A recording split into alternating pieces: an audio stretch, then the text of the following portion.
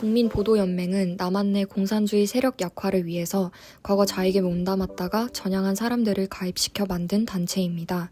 여기서 보도는 보호하여 지도한다는 의미입니다. 국민보도연맹 창설 당시 정부는 좌익사상 전향자를 계몽하고 지도하여 대한민국 국민으로 받아들이는 것을 조직의 목적으로 밝혔습니다. 또한 전향자들을 효과적으로 통제하고 이들을 통해 남아있는 좌익 세력을 붕괴시키기 위한 목적도 있었습니다. 국민보도연맹의 가입 경로는 매우 다양했는데요. 주로 남노당원 등 극좌 인사들이 가입되었으나 지나친 가입 동료 탓에 좌익이 아닌 일반 농민들도 가입되는 결과를 낳았습니다. 또한 10대인 중고교생도 보도연맹에 가입했다는 것이 밝혀짐에 따라 보도연맹 가입은 공무원들의 실적주의와 반강제적 가입으로 인해서 많이 생겨났음이 드러났습니다.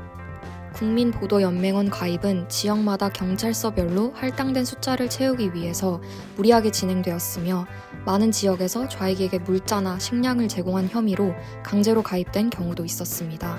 또한 주민 간의 사적 감정에 따라 보복으로 가입된 경우도 있었습니다. 일부 지역에서는 비료나 배급 등 각종 혜택을 준다고 유인해서 가입시키거나 심지어 본인도 모르게 가입된 경우도 있었습니다. 한국 전쟁이 발발하자 정부는 보도연맹원 등을 곧바로 수집하고 구금하였습니다. 전황이 불리해지자 후퇴하면서 이들을 집단 학살했습니다. 학살은 주로 군, 경찰, 우익 단체들에 의해 이루어졌으며 민간인 처형도 무차별적으로 진행되었습니다.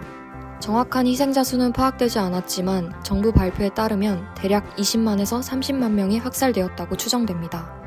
그러나 유가족들의 추산으로는 최대 100만 명까지도 발생했다고 합니다. 학살은 경상도, 충청도, 전라도, 강원도 등 전국 각지에서 이루어졌습니다. 또한 이 사건으로 인한 피해는 희생자에게만 국한되지 않았습니다.